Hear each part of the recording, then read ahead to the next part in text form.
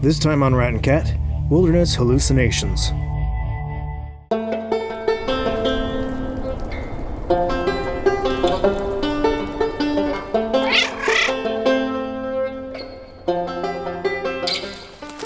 Welcome to Rat and Cat, where we search for those who've gone missing so others can learn how to survive. I'm Nakia. We've just completed a search for Kristopher Zitzewitz in the Gifford-Pinchot National Forest. I find some of the most interesting conversations come after the search. I got a message from the other guy that was going to join us tonight to do the searches tomorrow, and he said he can't make it. It's too bad, but we'll be okay here. We're just setting up shelters. I'm going to do that enclosed tarp shelter that has a door on it. Can't remember what it's called. But Jacob's going to do survival shelter with the foil wraps, the emergency blankets. So that'll be interesting to see how that turns out.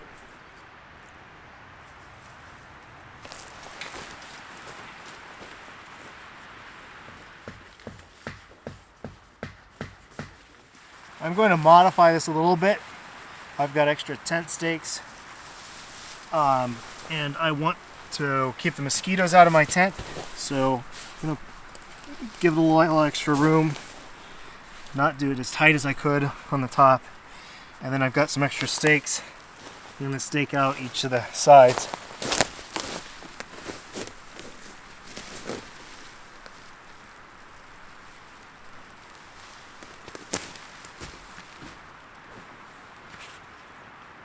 Alright, Jacob, tell me about your cozy abode here. Alright, well, I got one emergency blanket and 25 feet of 550 cord. I made 2 stakes for the bottom end on the back, and made that out of a little pocket knife.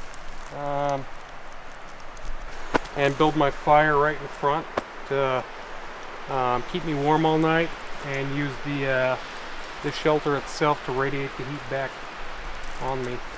Just sticking it in my hand in here, I can feel the heat radiating.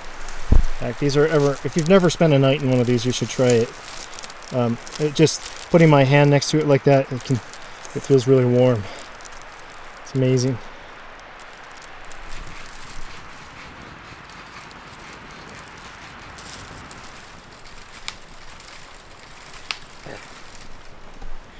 So behind me here, Jacob is gathering enough wood to keep him warm all night. He's wearing cotton pants, and he's got a liner for his jacket, and he's going to be using the emergency blanket plus the one that he has for shelter, but one for a blanket actually too.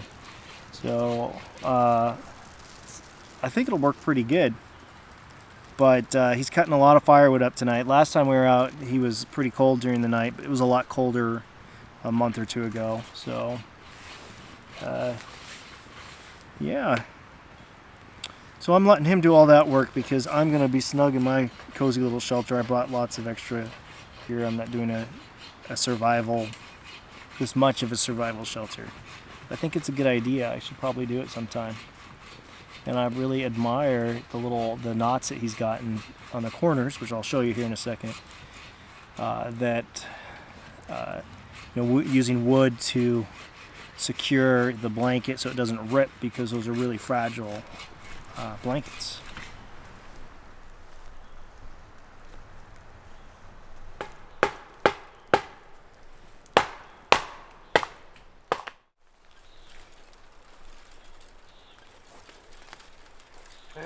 Not yet.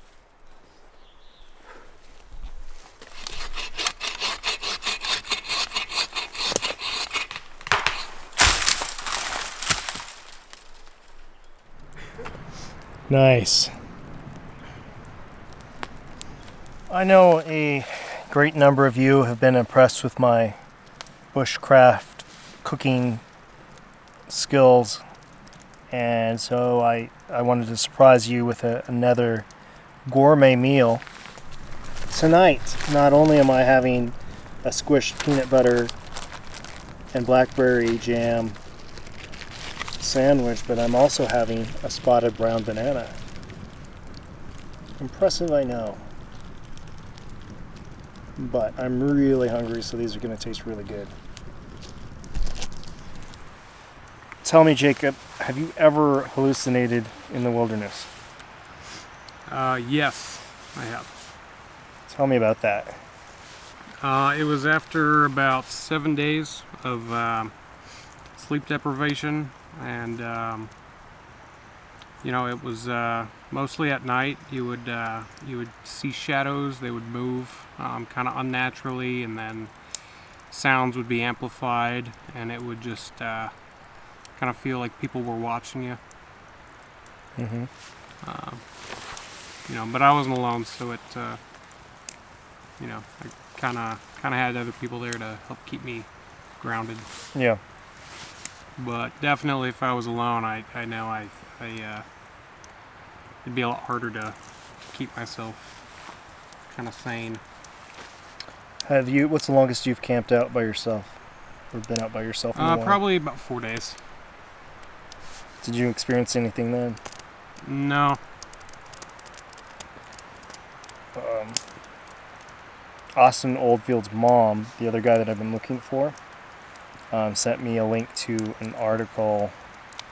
A guy he's had a TEDx talk about it and wrote a book. He went out for 30 days, and he said he pretty quickly became paranoid that people were watching him and following him, and would hear voices, hear people calling his name. And when they said that, I realized that I actually had experienced that, because when I've been out there, I've clearly heard my name, Nikia, and I didn't really even think anything of it. But it's amazing to me how quickly the mind try to fill in those things. And also, I've heard like bits of conversation. It's like you can't make out the words. Mm-hmm. But it's like, okay, is that the stream that I'm hearing, or the trees, or birds, but it pretty clearly sounds like a group of people talking, and there's nobody nearby. Or have you ever had anything like that happen?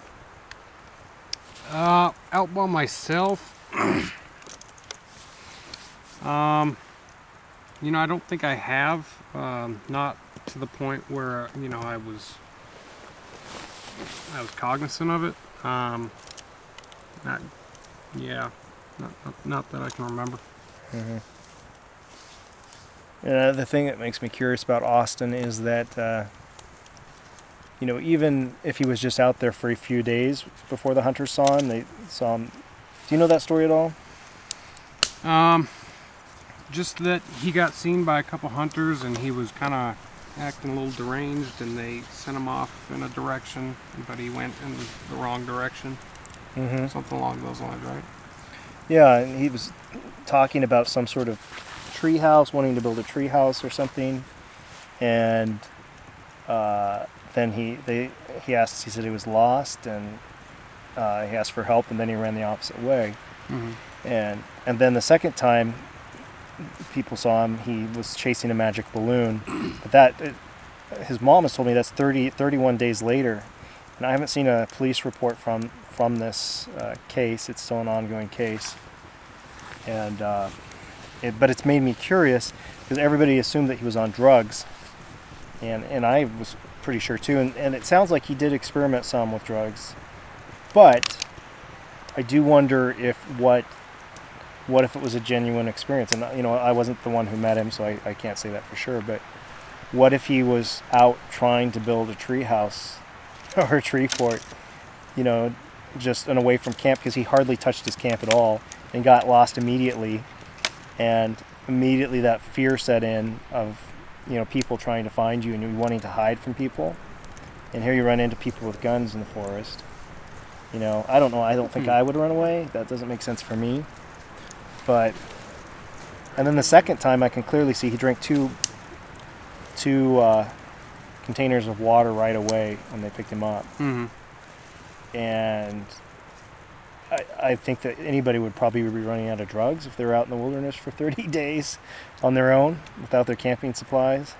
Yeah, unless he came very prepared. But yeah, he wasn't though, and all his supplies were in the car.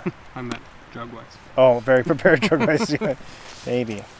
But he really didn't have, he had a jacket and pants on. Or he was carrying a jacket and he had pants. So.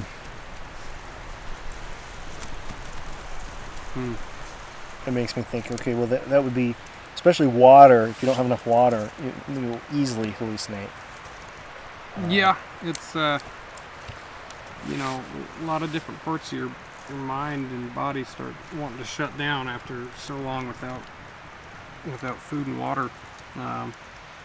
You get so used to being at 100% with both, and then the instant that you're down, you go a few hours without eating, your body really starts to take effect, and you really start to feel that need. And then eventually you can kind of feel it affect your mind too. I don't know how long you've gone without food. Yeah. But it's a different sensation.